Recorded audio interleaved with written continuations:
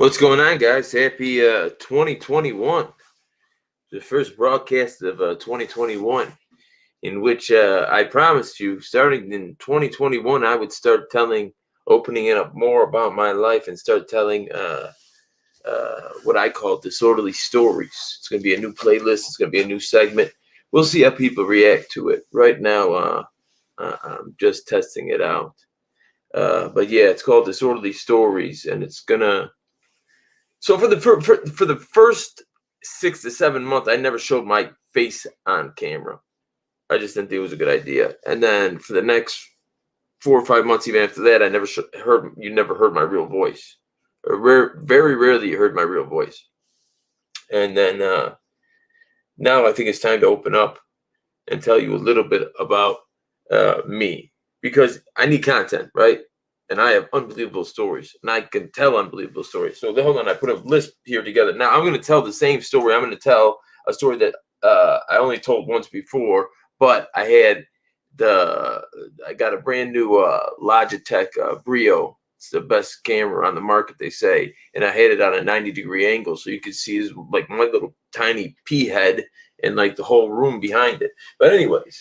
Disorderly stories. These are the first ones that came to my mind. Here, let me see what I see here. Disorderly stories. I made a cop cry on the stand. I am not happy about that. Let me first say I am not happy that I made a cop cry on the stand. But she did not care that she gave me a $500 ticket that was bogus. I got arrested with a CPD uniform. I got arrested with a Chicago police uniform top on. That wasn't one of my better days. An officer threatened my life in open court. Oh, I got her back good. I took the cop that showed up to my traffic stop on a date. Well, that's the one we're going to do today, that I took the cop on, showed up to my traffic stop on a date. It wasn't a traffic stop. It was a traffic accident that I caused. And then Nooch Lombardo was my next door neighbor. Nooch Lombardo, if anybody knows, just Google Joey the Clown Lombardo. He's the head of the Chicago Mafia. Nooch was my next door neighbor. And then the Italian Social Club, like if you ever seen Bronx Tale, mobsters really do hang out in social clubs, was right across the street from my house. It was owned by Joey Andriacchi. So I have a lot of stories about that. And then my last story, not my last one, but the first ones that I could think of was the last one says, ask me how my grandpa roller skates. There's a big story about, I used to do this one thing about people asking me how my grandpa roller skates, but I had to tell you that back then. Okay, anyways, let's get into the story because I want to make it quick. I did a nice thumbnail for it and everything. What's going on, guys? What's going on out, Coral? Greg W. Okay, so I'm driving down the street, the main street in my neighborhood. And I had just gotten out of a long-term relationship. And I wasn't in a good spot. I mean, that has nothing to do with the story. It's just, we go through spots, right? We try and fill voids with different things, whether it be alcohol, whether it be drugs, whether it be women, whether it be food. I was going through a dark period at that time, and I had just broken up with a girl I was dating. Or she was dating me, I was dating alcohol and everything else. I never cheated on her, but either way. So I got into an accident, a minor little fender bender. I mean, I tapped the lady in front of me's car, and it was a Polish lady. People may not know this, but the only place in the world that has more Polish people than Warsaw in Poland is Chicago. There is no other place in the world, Krakow, any other Polish city that has more Polish people than Chicago. So she gets out, and I mean, it was a tap. I never hit the accelerator. It was on the brakes, and I tapped her, and she jumped out. She, oh my God, and she's grabbing her chest. My car, you hit my car. Look at my car. And there's nothing wrong with her car, but she's elderly, and I understand. I have a grandma. My grandma, when she drove, probably would have had a heart attack too. And then she goes, my son is a cop. I'm going to get a cop here. So Chicago cops don't come on the scene until 24 people or $2,400 worth of damage has to be caused. Was $2,400 worth of damage caused? No. Was any damage caused? No. But she called the cops and she reported that her son was a cop. So the cops show up. It's two cops. It's a male cop and it's a female cop. Now, the male cop comes to me and I'm talking to him and he's being cool. He's like, man, I didn't want to be here. He's like, I had to come because her son's a cop and we had no choice. So I give him my ID and everything, and he goes back to the car. Now, the girl handled the mother. They go back to the car. They're in the car for about 5 or 10 minutes. And now, a lot of people take bad license photos, and I do too. It just so happened by some miracle, I found the pot of gold at the end of the rainbow, and I took an actual really good photo, I think, driver's license photo. And she saw it. Well, obviously she saw it. And now she wasn't going back to the girl's car. Now she was going to take care of me and he was going to take care of her. And when she came, she had her hands on her hips. And now I'm sitting in the car. So her hips and hands are eye level to me on my passenger side. And she had just these beautiful, her nails were just beautiful. Just a woman. There's just things about women that you just see and you're like, oh my God. And she had this beautiful set of nails, and with like her hand on by her gun and stuff, it was sexy. That's what I gotta say. It was sexy. And like off the rip, I said it. I'm like, man, I don't know if I'm right about saying this or wrong about saying this, but I really don't care. I didn't say that part. But you are beautiful. And she started giggling and laughing, and she was all, well, there's no damage at all, so it's not really going to be anybody's problem. Like, you didn't do anything. So she's letting me know that, like, she's not against me. She's definitely not against me, and she, definitely wasn't offended when I hit on her. So it turned out, she asked me, like, did we go to school together? And I have a great memory. And we actually did go to school together for 1 year. She was in 8th grade. I was in 7th grade. And we even dated for like a week. And dating for a week when you're in 7th and 8th grade, she was in 8th grade. I was in 7th. That's right. I was pulling the older girls even as a young disorderly. What that consists of, dating and when you're in 7th grade, is sending a girl a note and asking her if she wants to date you, her circling yes, and then you not talking to her for the next 2 weeks, and then her sending her friend to tell you that she's breaking up with you. That's what it consisted of. Anyways, so she's at my car door, and I want to say I'm almost 100% sure. Well, no, because I had to give her she wanted my phone number as part of her report. And that's one of the times I'm going to give her the phone number. So I gave it to her and I'm like, you can use that for personal use if you want. In fact, I would hope you use it for personal use. And I think she must have gave me her phone number too, because I called her first. So we started texting each other over the next week. And mind you, I never... nothing ever happened with that car accident. Nothing happened with any insurance. She put down, like, she dotted every T, or she crossed every T and dotted every I to make sure that I was good, which was cool of her. And so I texted her, she texted me back. So it wasn't, sometimes maybe she thought, a lot of girls maybe are just like scared to say yes if you ask them out or ask them for their phone number, and then they're really not that interested. But the fact that I texted her and then she would text me back, and then she'd text me even if I wasn't texting her, let me know that she was interested. So we planned a date for one day and one weekend day. a Friday or Saturday. And when that day came, I was dead tired. Like, I just did not want to do it. And I don't know how many people, some people haven't dated in years. It's been a long time since I dated, but I'm starting to date again. And one thing you don't want to do is ever go on a date when you're not down with it, when you're tired. Like, it's just, there's just nothing good that's going to come of it. So I was tired, so I kind of flaked out on her, but not letting her know that like, it's not any, I'm just tired.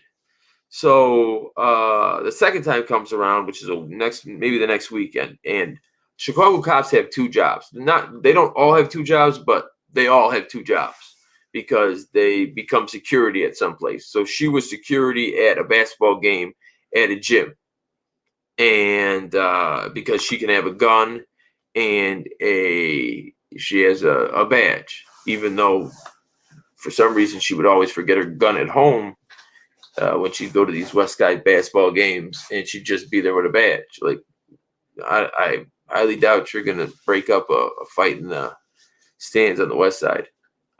You're like 5'4". Anyways, she called me that night, and she had worked all day, so now it's like 9 o'clock.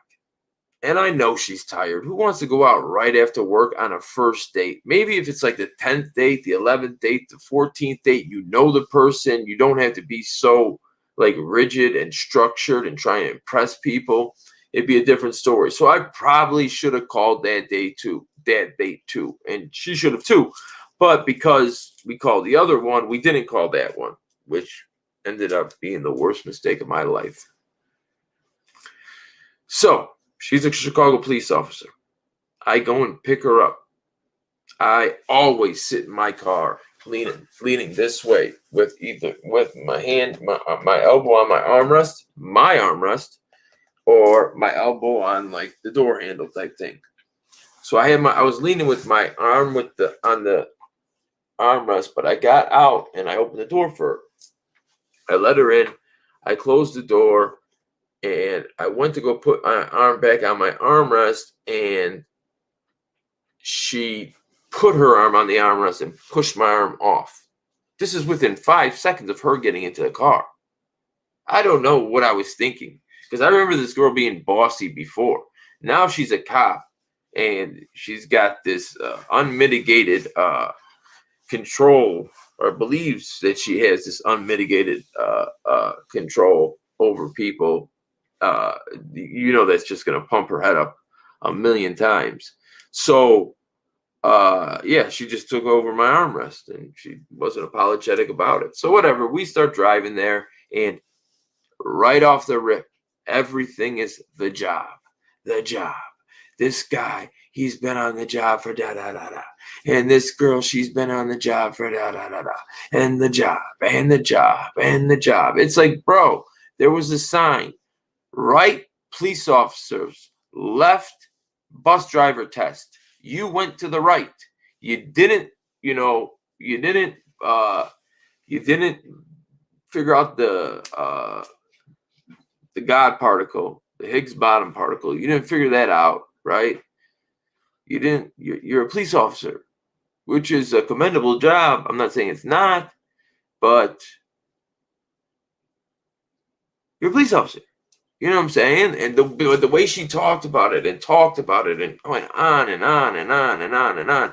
And then she went to the point where she started saying, hold on. First we got to get to the place. So we went to, anybody that's familiar with Chicago, we went to Rosemont. We went to the entertainment center in Rosemont, which is really, really nice. I believe it was the summer. It was all lit up, and it was beautiful out, from what I remember. And we went inside one of the cafes or one of the dinner places, and we sat down and we had dinner. And she's still talking about the job. And she's telling me about these people that are her friends, just to tell me that they're not friends. Like she's just the most angriest, meanest, and she was always like that. And that, from what I remember, it's just You ever get those people that are just angry, mean, bitter for no reason?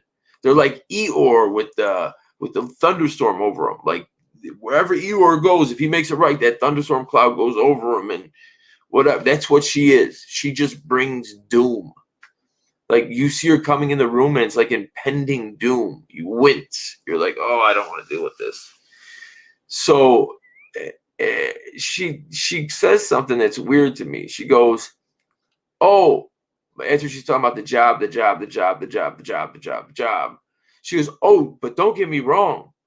I get vacations and I go away for 2 weeks and I party.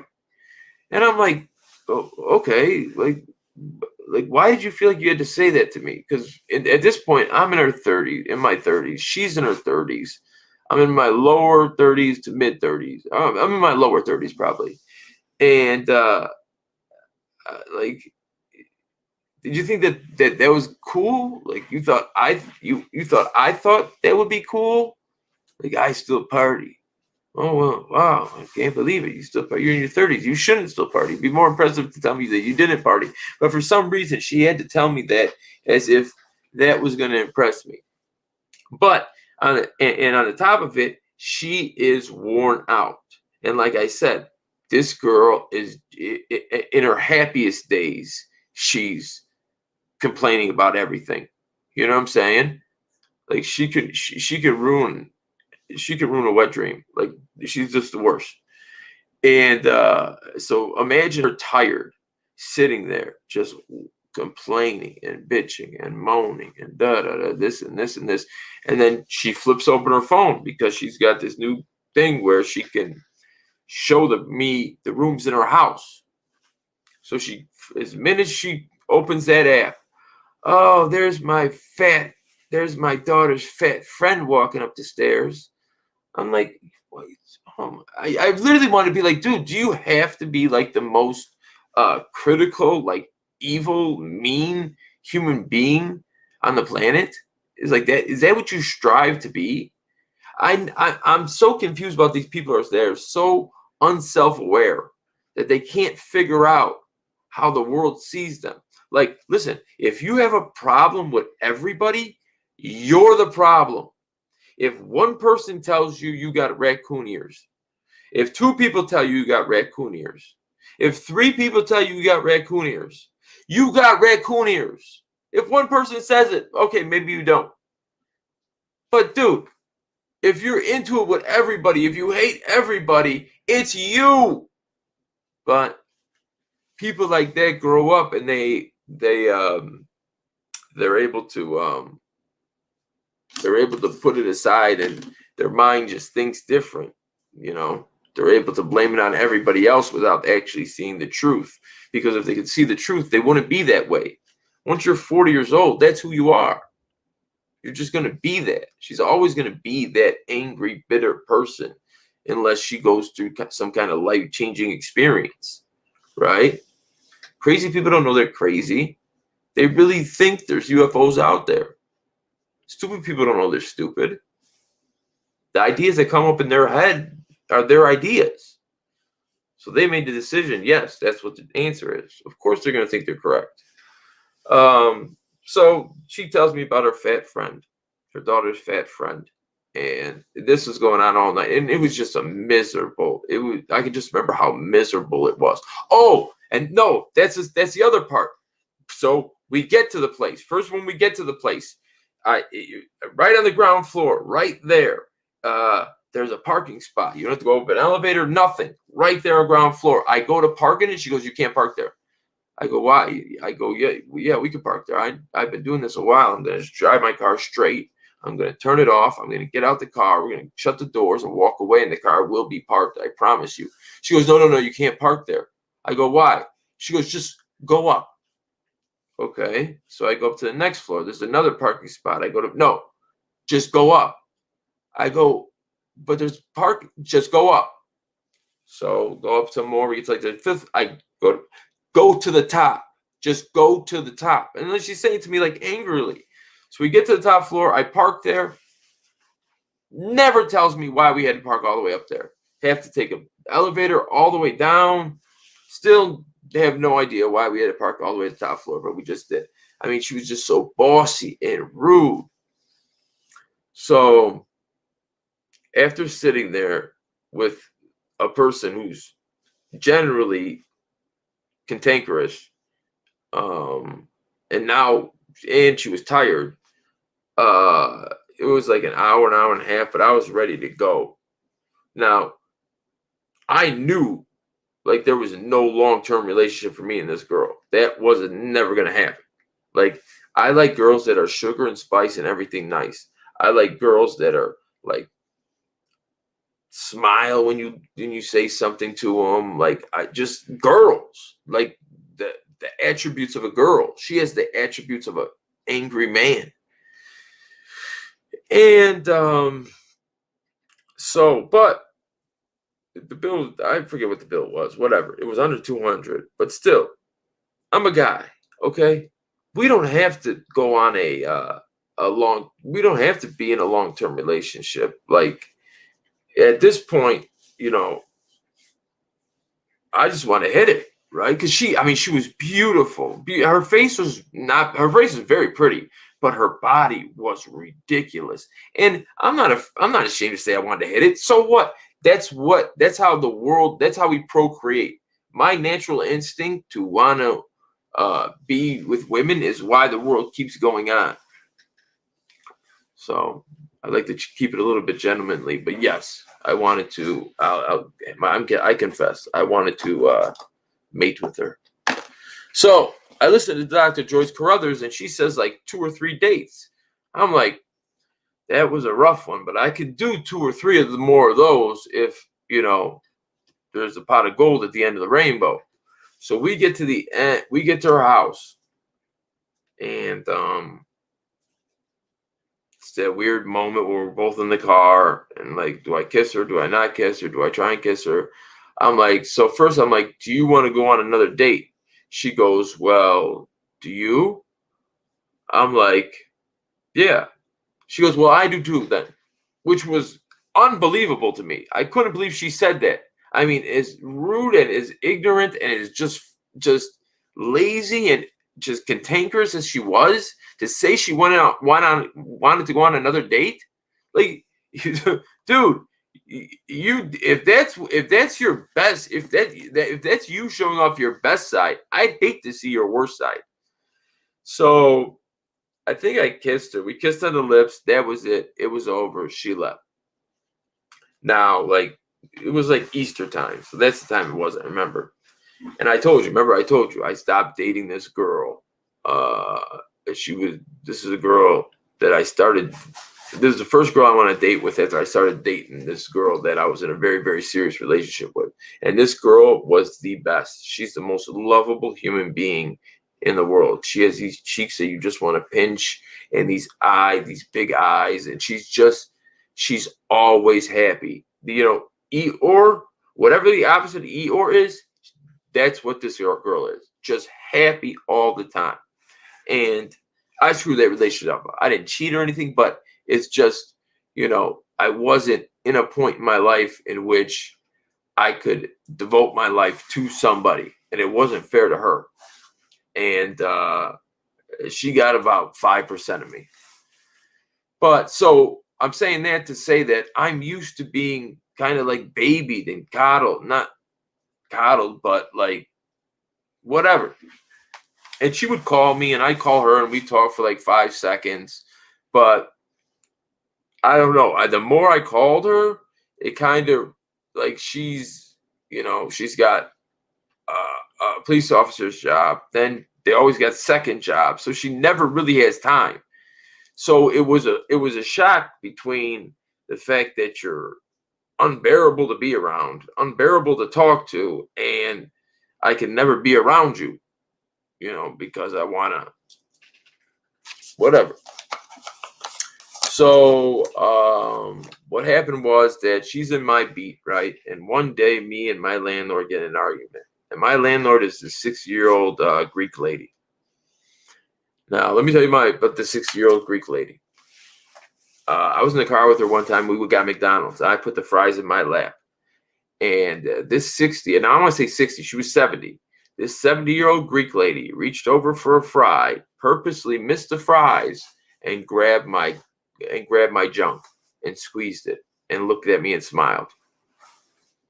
A 70-year-old Greek lady. And I looked at her and I'm like, oh my God. And then she came back to the house and she laid in my bed for like an hour and a half. And I couldn't get rid of her.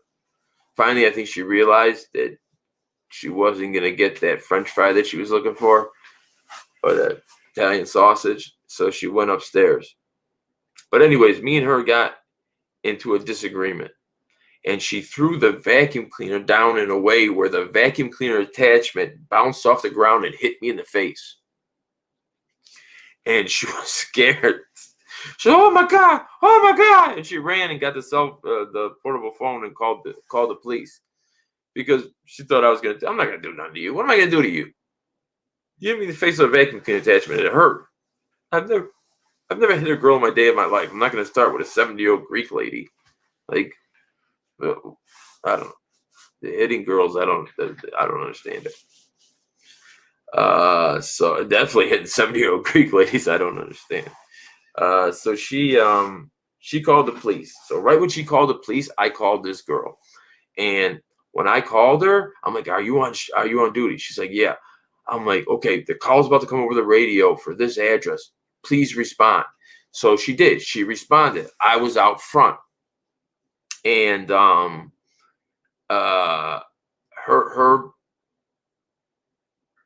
this is as much as I'll give away. Like, I've never seen this girl after this, right? I've never seen this girl in the streets when I was recording or anything. This is as much as a clue as I'll give to you about who she is. The people in the district are gonna figure it out. But her partner looked like Fred Flintstone. So now, if you're a partner with somebody, you're with them all day, every day. So if you go over to their family's house, you're going to treat their family nice. If you go over to their friend's house, you're going to treat their friends nice. He got out of the car and had such an attitude with me. I'm like, oh, damn it. I'm like, that fucking girl, she was fucking talking shit about me the whole way here. I guarantee. Because why else is this guy just angry? So he's just whatever. But he wasn't angry enough. She didn't have enough balls to like kind of take her side. He was just being a dick to me. And they were all like, you guys just need to get it together and try and cohabitate peacefully and all that. And one of these other girls that I know, and I've always talked about, this girl's my ride or die chick. And she's been in one of my videos. I called her the tortoise or the turtle or something. Because I don't give people's real names. I really don't talk about my real life. But she stopped right in the middle of the street with these two cops talking to me. Now, tell me how many of your girls would do this. She stopped right in the middle of the street. And she rolls down the window and she goes, disorderly, you good? I looked at her and I laughed. I said, yeah, I'm good. Thank you, tortoise. And she took off.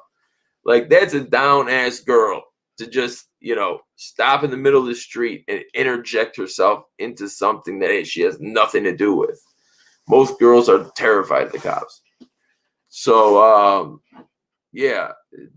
Fred Flintstone gave me the once over, and he was a dick to me. So obviously she was talking shit about me, and then I never talked to her again. And then I went into a well-known bar, restaurant, Mexican place around my house like a week later, and she was on a date with another guy. So she was definitely looking to hook up. If I could have made it 2 more dates, Dr. Joyce Carruthers promised me that I would have got it. The statistics were with me. But it was not to be. And I know, and I mean, I'm sure she knows who I am at this point. Right? I'm sure she knows who Disorderly is at this point. But, there was a time I went on a date with a Chicago police officer that was the worst date ever. just tired, angry, cantankerous, can't park where you want to park, can't put your elbow where you want to put your elbow, argues with you about everything. The job. The police officer is just this fantastic job. Well, you know, you're making $80,000 a year and then $10,000 a year overtime on average. You're getting paid $90,000 a year. And this year we just had, when everybody had to work overtime because everything that was happening, you guys average out probably over $100,000 a year. The money probably makes you think that, you know, you're a bigger deal than you really are. And I have nothing against police officers. If you could go and do it, who would not take that money? Is somebody ever going to come in and say, okay, we're going to pay $100,000 to do this job? Houston, who has police force of like 5.4, we have like 13.4. Houston's 3 times our size land-wise and is about to take us over in population, has their police officers do it for like 56, 60,000 a year. We have ours do it for 90,000 a year. But what are you going to do? You're going to go in there and say, "Oh, I think we should only get paid 70,000 a year, 60,000 a year." It is what it is. It's a joke. But the next one I'm going to tell, that was just to start her off. That was a whatever. But the best one ever is when I made the officer cry in the stand. Because I was back in college and I was taking physics at the time. So, I mean, I could destroy this lady. I don't know that the cop did not, or the judge did not tell that lady, push her to the side and be like, listen, you got to go back to the academy, because I mean, I destroyed her and I just made her look bad. And that's what I tell people if a cop does something to you that you believe is, malicious, just calling them a name isn't going to work. You know, if I called that lady names on the stand, she wouldn't have cried. She cried because I let the people know she doesn't know her job. She doesn't know her job. This is just a sneak preview. She's a Metro officer. If I got the ticket right now, I believe they could write 8 tickets. Metro is a train system, right?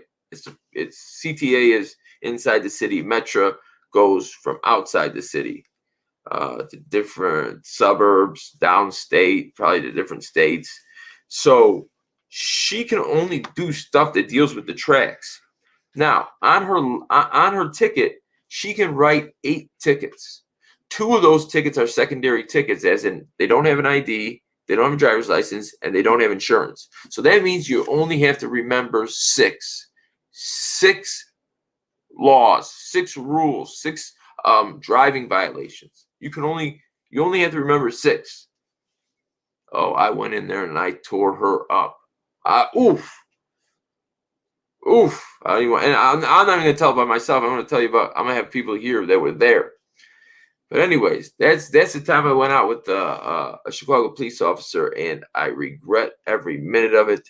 It was the worst $160 I ever spent. I should have just lit it on fire and threw it in the street, donated to a charity.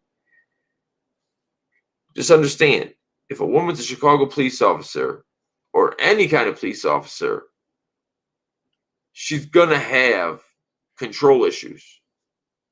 And if you're the type of guy that likes to be like, I don't know, dressed up in a diaper and spanked, if that you like to be humiliated, maybe that's your thing. Me, not so much. Anyways, my name's Disorderly Product News, wishing you and yours a very safe and happy rest of the holiday. I don't know when you guys go back to work, but I want you guys to do one thing for me. I want you to put in the comment section if you want me to keep on doing this, because I want to put a whole set together. I want to really get into the stories with props and stuff, because I could draw you everything I drew in court as far as the railroad tracks and everything when that lady gave me the ticket and she started crying. Anyways, my name's Disorderly Product News, wishing you and yours a safe and happy rest of the holiday season until you go back to work. Good night. And anybody that gave money, I appreciate it. I appreciate it. I just had to do it live tonight because I had no other way of doing it. But I'm a upload it, and I have a badass thumbnail for it. Anyways, guys, good night.